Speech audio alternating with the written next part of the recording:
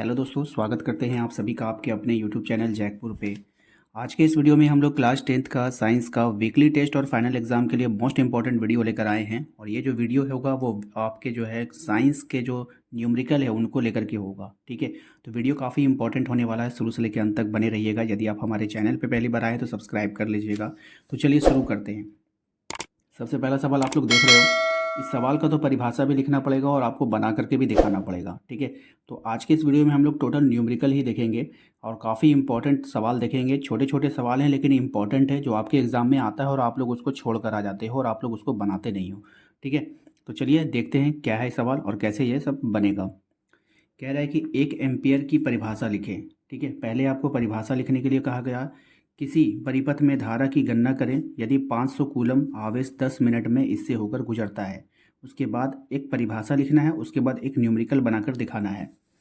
तो देखिए, हमने परिभाषा यहाँ पे लिख दिया है। यदि परिपथ में किसी बिंदु से प्रति सेकंड 1 कूलम आवेश संचरित होता है तो उस धारा को 1 एम्पियर कहते हैं। ये एम्पियर की परिभाषा हो गई। लेकिन अब आपसे क्या कहा था, और इसका जो चूंकि फॉर्मूला होता है 1 एम्पियर बराबर 1 कूलम/1 सेकेंड, है ना, प्रति कूलम बाय प्रति सेकंड। अब यहाँ पर आपको ध्यान देने वाली बात है कि यहाँ पर आपके पास जो जो चीज़ रहता है उसको लिखना पड़ता है। तो आपके पास जो क्यू दिया गया है, कूलम जो दिया गया, आवेश जो दिया गया, वो कितना है, 500 कूलम है। उसको आप लिख लो। उसके बाद अगर हम बात करें टाइमिंग की, ठीक है, तो यहाँ पे जो आपको टाइमिंग आपको मिल रहा है, तो टाइमिंग आपको मिल रहा है 10 मिनट। कितना मिल रहा है, 10 मिनट का टाइमिंग मिल रहा है। लेकिन यहाँ पर आप ध्यान दोगे तो यहाँ पे आपको सेकंड में लेना है। तो 10 मिनट को, अगर आप 10 मिनट को 60 से गुना कर दो तो ये आपका सेकंड में चेंज हो जाएगा। ठीक है, 600 सेकंड हो गया। याद रखिएगा, क्योंकि हमें सेकंड में लेना है इसीलिए हमने सेकंड में चेंज किया है। अब आएंगे हम लोग धारा की गणना करेंगे। अगर हम धारा की गणना करेंगे, धारा आई, ठीक है, धारा आई बराबर क्या हो जाएगा, ओके, तो हम लोग क्या करेंगे, यहाँ पे धारा की गणना करेंगे। धारा आई बराबर आवेश, जितना टोटल आवेश है, आवेश बटा क्या होता है, समय। ठीक है, आवेश का हम लोग अंग्रेजी में क्या लिखते हैं, Q/T। ठीक है, तो Q कितना है आपको बताइए। Q आपने निकाला है 500 और T कितना निकाला है आपने, 600। ठीक है, तो आपको यहाँ से पता चला गया। अब यहाँ से आपको दो शून्य काट दीजिए, हो जाएगा 5/6। इसको आप डिवाइड दोगे तो आएगा 0.83 एम्पियर, क्योंकि धारा का जो मात्रक होता है वो एम्पियर होता है, इसलिए आपको यहाँ पर एम्पियर लिखना है। ठीक है, और ये आपका बनकर तैयार हो गया बिल्कुल आसान तरीका से। ठीक है, समझ में आ गया सभी को। उम्मीद करते हैं कि सभी को समझ में आ गया होगा। देखिए, मुझे पता है आप लोग पूरा वीडियो को वॉच कर रहे हैं, देखते हैं, लेकिन वीडियो को ना लाइक करते हो ना सब्सक्राइब करते हो। तो इससे क्या होगा कि आपके जो वीडियो को है ना, हम फिर जल्दी जल्दी बना नहीं पाएंगे। ओके, तो इसलिए अगर आप लोग न्यूमेरिकल का पूरा सीखना चाहते हो, ऐसा नहीं है कि वीकली टेस्ट आप एग्ज़ाम दे दोगे तो आप टॉप कर जाओगे। आपको तो फाइनल एग्ज़ाम निकालना है ना। तो इसके लिए आप लोग वीडियो को लाइक किया करो, शेयर किया करो सभी फ्रेंड को, ताकि हम नेक्स्ट सवाल को और जल्दी जल्दी जितने भी अगले सवाल हैं वो आपके सामने ला सकें। ठीक है, तो चलते हैं नेक्स्ट सवाल को देखते हैं क्या है हमारा अगला सवाल। चलिए नेक्स्ट सवाल पे चलते हैं। अगला सवाल है हमारा, यदि किसी विद्युत बल्ब के तंतु का प्रतिरोध 1200 ओम है तो यह बल्ब 220 वोल्ट स्रोत से कितनी विद्युत धारा लेगा। देखिए, सवाल आप लोग पढ़ते हो लेकिन आप लोग कंफ्यूज हो जाते हैं। क्यों कंफ्यूज हो जाते हैं, क्योंकि आपको फॉर्मूला याद नहीं होता है। आपको क्या बोला, धारा लगेगा, धारा। तो सबसे पहले ना आप धारा वाला फॉर्मूला देखिए, क्योंकि धारा आई बराबर क्या फॉर्मूला आप लगा सकते हो। ठीक है, ये आपको ध्यान में रखना होगा। तो धारा आई बराबर हम फॉर्मूला लगा सकते हैं। यहाँ पे आप लिखोगे धारा आई। ठीक है, तो धारा आई बराबर आप क्या फॉर्मूला लगाओगे, तो धारा आई बराबर फॉर्मूला लगेगा भी, और नीचे आ जाएगा आर। क्या आ जाएगा, V/R। भी क्या है, वोल्ट है। आर क्या है, प्रतिरोध है। तो आपके पास पता है ना भाई, आपको क्या क्या चीज़ दिया गया है। ठीक है, तो चूंकि हमारे पास भी आपके पास अवेलेबल है, भी कितना है बताइए, भी है आपके वोल्ट, 220 वोल्ट आपको करंट दे रहा है वो। ठीक है, और आर कितना है आपका, प्रतिरोध है, कितना है, 1200 है। लिख दो, 1200 ओम हो गया। अब इसको आप काटो, एक शून्य से एक शून्य काट दो तो यहाँ पे आ गया एक 22 और 120। इसको भी आप काट सकते हो, 2 से काटोगे तो 11 बार में, फिर इसको काटोगे 2 से, ये 60 बार में। तो ये आपका निकल कर आ गया 11/60।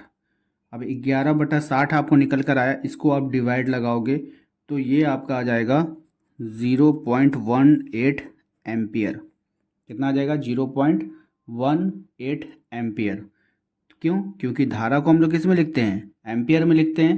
इसको आप डिवाइड लगा लेना, ठीक है। डिवाइड लगाओगे तो आपको आंसर समझ में आ जाएगा, आंसर कहाँ से आया है, ठीक है ना। 11 को आप ऐसे बीच में रखना और 60 से डिवाइड लगाना, ठीक है। समझ में आ जाएगा। नहीं जा रहा है तो जीरो यहाँ पे दोगे तो यहाँ पे एक जीरो आएगा, ठीक है।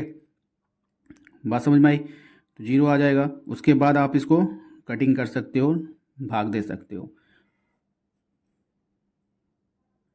अगला सवाल देखो क्या है हमारा, कह रहा है यदि किसी विद्युत हीटर की कुंडली का प्रतिरोध 100 ओम है तो यह विद्युत हीटर 220 वोल्ट स्रोत से कितनी धारा लेगा। सेम सवाल, धारा पूछा है तो आपको फॉर्मूला डायरेक्ट पुटअप करना है कि विद्युत धारा, ठीक है, विद्युत धारा आई बराबर क्या होता है, भी ऊपर रहता है आर नीचे रहता है, भी बाई आर हो जाता है। तो भैया भी कितना है आपको मिला है, तो बोल रहा है कि वोल्ट जो है ना 220 वोल्ट है, तो 220 ऊपर रखिए ये वाला। अब आर मतलब प्रतिरोध, कितना प्रतिरोध है, तो 100 ओम है। कितना है, 100 है। कुछ मत कीजिए, एक शून्य से एक शून्य काटिए, यहाँ पे हो जाएगा 22/10 और नीचे एक जीरो है तो एक अंक के बाद पॉइंट लगा दीजिए 2.2। और धारा है तो धारा का क्या होता है, मात्रक एम्पियर होता है, तो 2.2 एम्पियर इसका राइट आंसर हो जाएगा। समझ में आ गया सभी को, उम्मीद करते हैं कि सभी को समझ में आया होगा। चलिए अब नेक्स्ट सवाल की ओर चलते हैं। क्वेश्चन नंबर आते हैं 4 पे। क्वेश्चन नंबर 4 में आपसे कहा जा रहा है कि एक चालक का प्रतिरोध 440 ओम है, यदि इसमें 110 वोल्ट के स्रोत से जोड़ा जाता है, इसको जोड़ दिया जाता है तो उसमें कितनी धारा प्रवाहित होगी। सेम सवाल, धारा, तो धारा आई बराबर क्या होता है आपका, बताइए, भी बटा आर। भी कितना है आपका, वोल्ट 110, और आर यानी प्रतिरोध कितना है 440, ठीक है। एक शून्य से एक शून्य काट दीजिए, यहाँ हो जाएगा 11/44, 11 कम 11, 11 चौक 44, 1/4। 1/4 का मतलब समझ रहे हो ना, 0.25 एम्पियर। डिवाइड दोगे आंसर आ जाएगा, ठीक है। समझ में आया। चलते हैं अगले सवाल पे, देखते हैं अगला सवाल क्या है। न्यूमेरिकल जो सवाल होते हैं ना, वो आपको डराने वाले सवाल होते हैं। सवाल देख करके आप डर जाओगे, इतना बड़ा सवाल नहीं बनेगा, आगे बढ़ जाओगे, ऐसा कुछ भी नहीं होता है, ठीक है। एक बार आपको समझाने वाला होना चाहिए और समझने वाला होना चाहिए, आप बहुत आसानी से इसको बना सकते हो। देखो, कह रहा है कि आपको 1 ओम, 2 ओम तथा 3 ओम के 3 प्रतिरोध दिए गए हैं। इन प्रतिरोधों को किस क्रम में संयोजित करेंगे कि संयोजन का कुल प्रतिरोध 6 ओम हो जाएगा। अरे भाई 3 2 5 और 1 6, ऐसे सीधा सीधी जोड़ने से हो रहा है। सीधा सीधी किस में जोड़ते हैं पता है, श्रेणी क्रम में। हम बताएं थे ट्रिक आपको, स से श्रेणी, स से सीधा। बात समझ में आया ना। तो यहाँ पे लिखेंगे चूंकि तीनों प्रतिरोधकों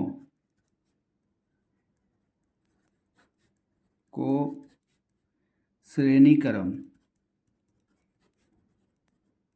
सॉरी इस तरह से होगा, श्रेणी क्रम में जोड़ने पर, श्रेणी क्रम का मतलब समझते हो, आर बराबर R1 plus R2 plus R3। R1 कितना है भाई, 1 है, ओम प्लस 2 ओम प्लस 3 ओम, टोटल कितना हो जाएगा 6 ओम। आ गया 6 ओम, यही इसका आंसर हो गया। और क्या करना है, पूछ रहा था किस क्रम में जोड़ेंगे कि 6 ओम हो जाएगा, जोड़ दिए, ठीक है। चलो, तो उम्मीद करते हैं कि आप लोगों को आज का ये वीडियो पसंद आया होगा। वीडियो कैसा लगा है, इस तरह के वीडियोज़ आप लोगों को आगे लगातार चाहिए तो प्लीज़ कमेंट कर हमें ज़रूर बताइए।